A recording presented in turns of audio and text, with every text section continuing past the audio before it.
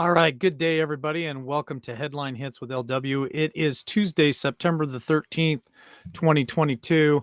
Let's jump in the headlines today. A lot of stuff to really talk about that we're paying attention to, and I'll try I'll try the new setup here again and see how it goes. So there you have it. Looks like it works a little bit for us anyway. All right. So this was on Twitter. You guys can catch this on Twitter from Dinesh. So I follow Dinesh, a really good source of information. North Carolina Supreme Court votes 4-3 to hear voter ID case. You can read further into this article. It says the U.S. Supreme Court gave Republican legislative leaders in North Carolina a win back in June in a fight over the state's latest photo identification voting law. In an 8-1 decision, the U.S. Supreme Court ended the 3-year plus dispute over the voter ID law and held the legislative leaders in North Carolina can intervene in the federal case to defend the law. So what it looks like in this article, boy, they don't have much time, is they're getting ready in October to hear the case. Looks like the third week of October of 2022, which of course midterms are right around the corner in November.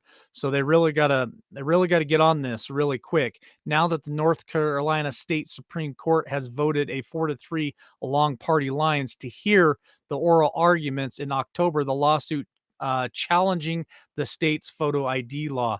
So, you know,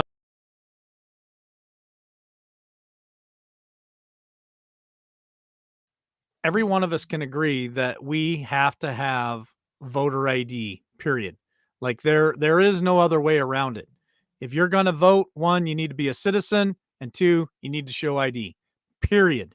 No other way around it. All right, let's hit the next headline here.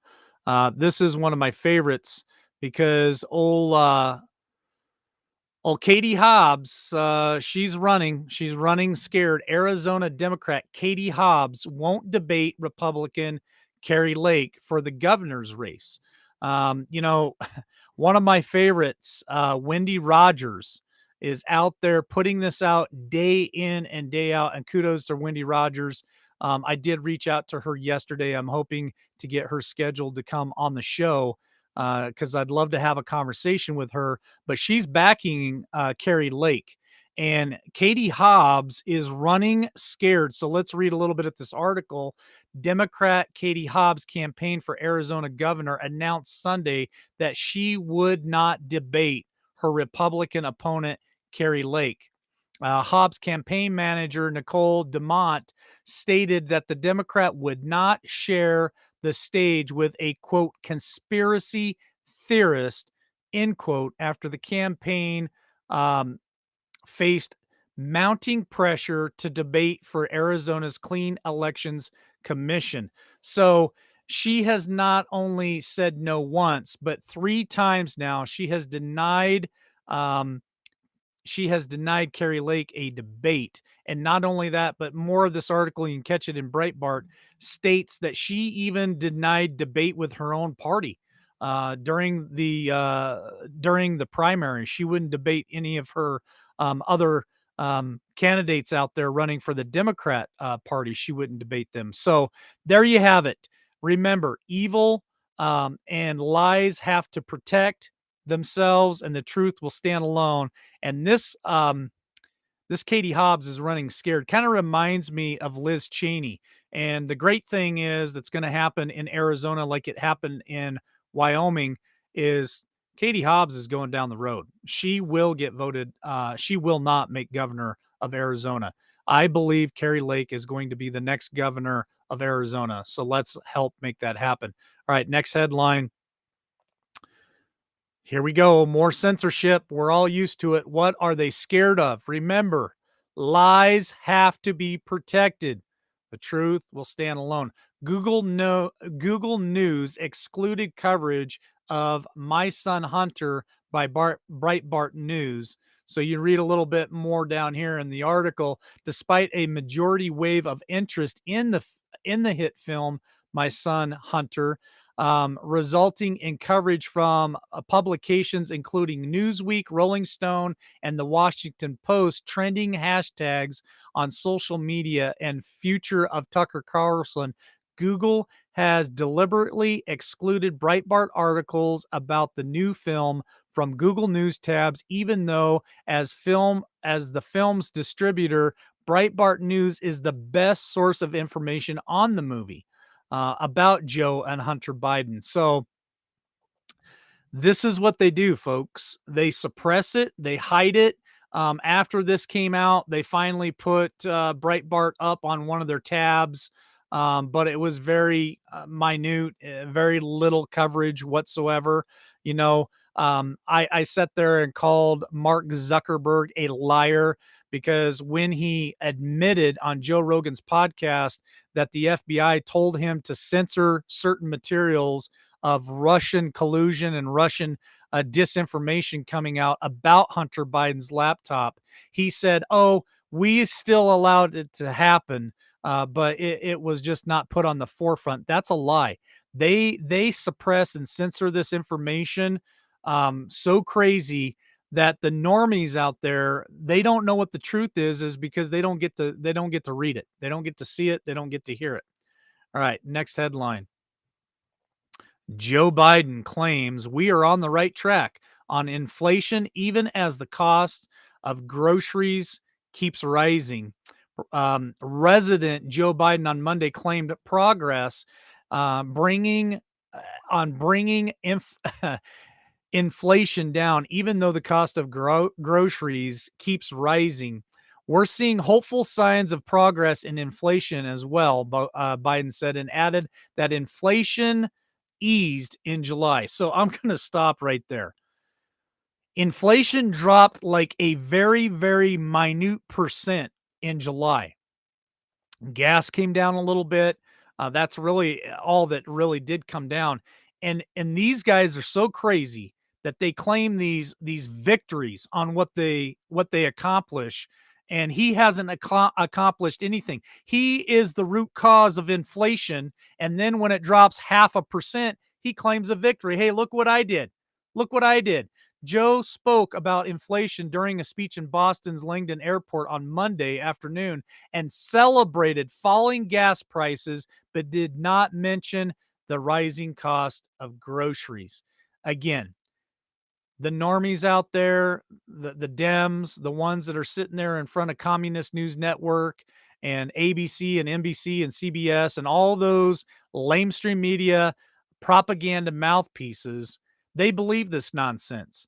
Gas prices have doubled and tripled in some states since Trump left office. And even though we have seen a little bit of relief in July, it's dropped anywhere from 25 cents to 75 cents in some areas, maybe even $1. They claim victory over that. These Democrats have no policies that they can run on, and we're going to continue to talk about it day in and day out. They have nothing that they can stand on. Their policies stink. Well, here he goes again. Joe Biden avoids speaking about the number one midterm issue, which is inflation. Resident Joe Biden recent speeches in midterm battleground states, his recent speeches in Ohio, Wisconsin, and Pennsylvania have all ignored rising costs for American workers, the Associated Press reported on Monday. The decision to skip over inflation rising concerns that the president of the United States is making a political miscalculation. And I think they're banking on it. Now, remember, this guy is the guy who ran an entire presidential campaign from the basement. While Trump was out there doing 3, 4, 5, and 6 rallies every day, this man campaigned from the basement. So what are they going to do about these issues that they actually caused? They're just going to ignore them. They don't exist. Hey, folks, don't worry. Trust me. I know what I'm doing. All right. Here's something that I found interesting.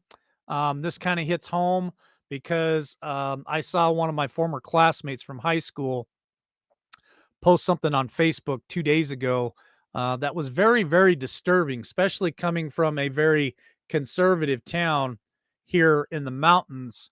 What she put out was just truly disturbing. Texas bar cancels Disney themed drag brunch, blames critics for it. Now, I read this entire article. You can catch it in Breitbart. A Texas bar is angry after canceling what has been described as a Disney themed drag brunch over the weekend, citing a badgering and um, horrible DMs, aggressive phone calls, and hateful comments. Now, this is one of those brunches, folks, where drag queens are dressed up and at times even stripping, and parents bring their underage children to these brunches, and children as young as 2, 4 years old are putting dollar bills in these drag queens costumes as they strip. Okay, this is how embarrassing this is. In Boise, Idaho last weekend, they had a drag queen parade, a pride parade, and they were dragging young children. They were dressing up. And again, one of my high school students that I graduated with supported this parade, and I was disturbed by this. I could not believe that she was so in tune with grooming and programming our young children. I couldn't believe that this woman supported this stuff. It made me it was just disgusting. The drag brunch was set to take place on Sunday at Denton's Cool Beans Bar and Grill. However, it canceled the event after it reportedly caught attention by what the restaurant described as certain political groups, meaning us, the conservatives, the Trump supporters. When we raise hell about this stuff, people take notice, and who made it very clear that they were not happy with this event. No, we're not happy. We should be raising hell about this. We should be standing up against this indoctrination of our children. This is an attack on our children. So they threw a fit about it, and this bar decided that they were going to cancel it out of concerns for safety for their employees. All right, next headline. Hunter Biden making millions. My son Hunter, true fact, Hunter Biden took a salary. Now, I've reported on this for many months, but this part right here, I was unaware of. So Hunter Biden took a salary of $83,000 per month from the Ukrainian energy company Bermisha. Now, I knew he made a lot of money, folks. I didn't know it was 83,000 per month. My Son Hunter, the new movie from Breitbart News, is a fact-based dramatization of a life of a debauchery and corruption lived by the first son, Hunter Biden. Although the movie takes certain artistic liberties, many scenes portray true accounts of the Biden's life. True fact. So here's the fact. Hunter Biden took a salary of $83,000 per month from his seat on the board of the Ukrainian energy company. Not only that, but Hunter Biden was taking that salary while his father was vice president of the United States. And this was all pulled off of the laptop from hell. The salary was cut in half in 2017, according to the emails from the laptop, when his father ended his term as vice president. So it dropped from $83,000 to $41,000 a month. While Joe Biden was VP, Hunter also collected $1 million per year to sit on that board. So Hunter Biden is just cashing in, raking it in. There's the corruption. It's right there in front of us. When they say there's no proof, there's your proof. All right, next headline. Here's something that I found very disturbing when I read this article. Freeze for global agenda. UN demands European nations not to return to fossil fuels over energy crisis. Now, we've been talking about this and reporting on it here at LWN for quite a while. Russia is now turning off their pipeline going into Europe, and Germany is the one paying one of the most steepest and highest cost prices, being green energy dependent. They've shut down their nuclear power plants and taken them offline, and now the UN is demanding that they do nothing about it. Listen to this article. The world is grappling with the worst energy crisis in generations. However, the UN has warned Europe to return to fossil fuels in response of its soaring prices, and energy shortages must not be considered under any circumstances. Do you guys understand what that means? What the UN is putting out there? That means people on fixed income, the elderly who have and struggle trying to pay their energy costs, which they're talking that energy cost in Europe could get as high as $7 a kilowatt this winter. And for people on fixed incomes, people under the poverty line that can't afford those energy costs, and there is a shortage with the energy itself, what are they supposed to do this winter?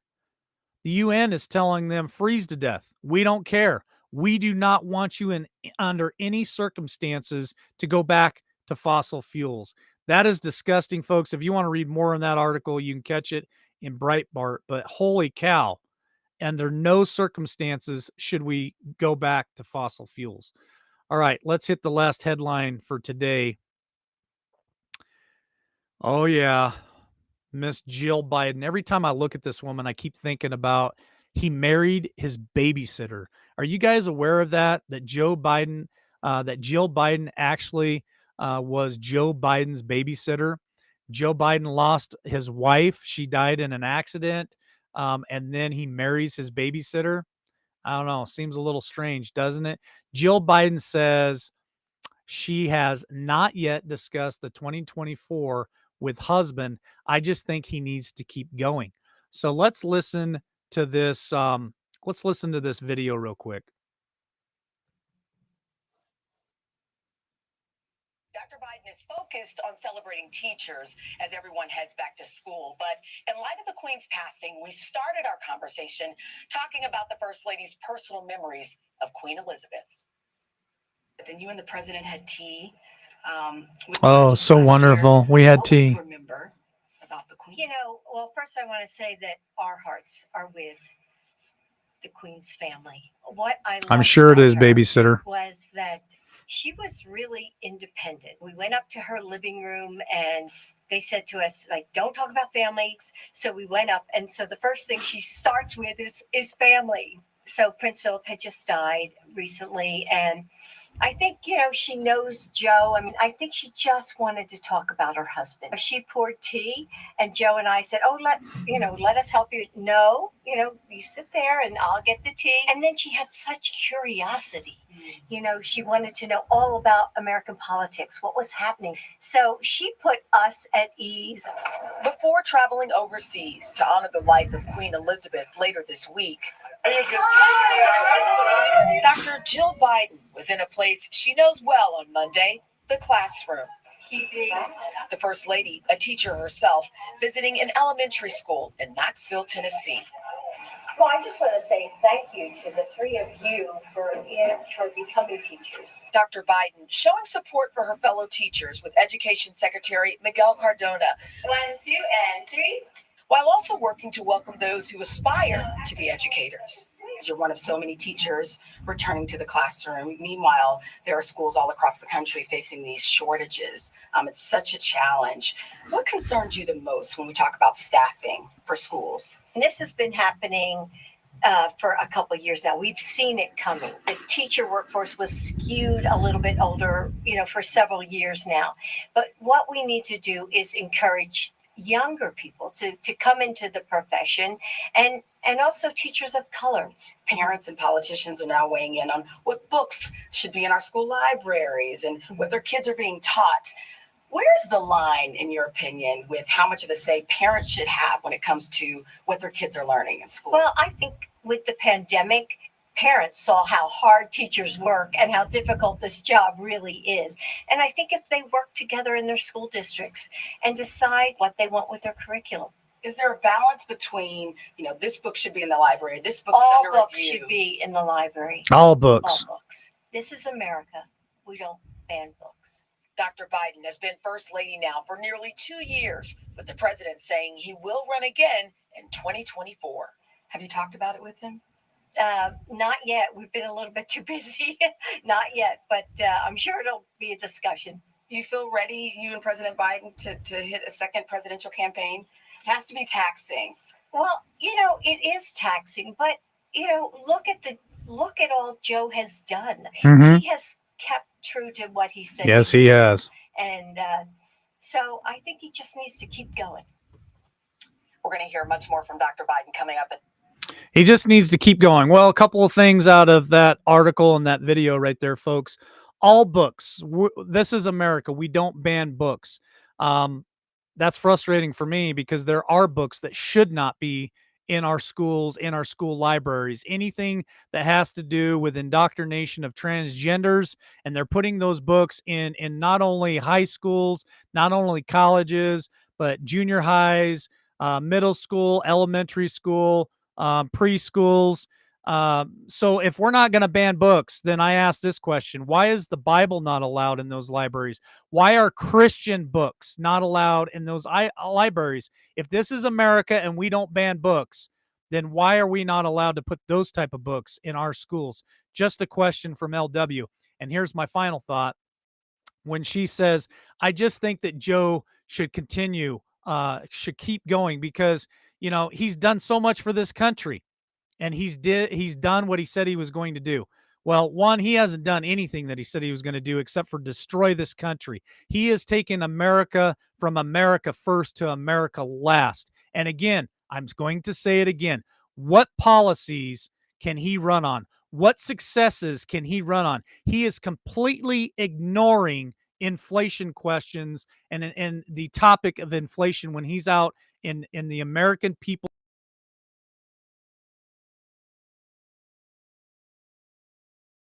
When he's out there putting out these speeches, he keeps forgetting about talking about inflation. So more lies, more deception, more nonsense from the Biden administration. All right, folks, that's all we have for today. Thanks for joining us here at Headline Hits with LW. God bless each and every one of you. Have a great day, and I'll be back later this evening at 8 p.m. Eastern Standard Time with a special guest from Montana. You're not going to want to miss it.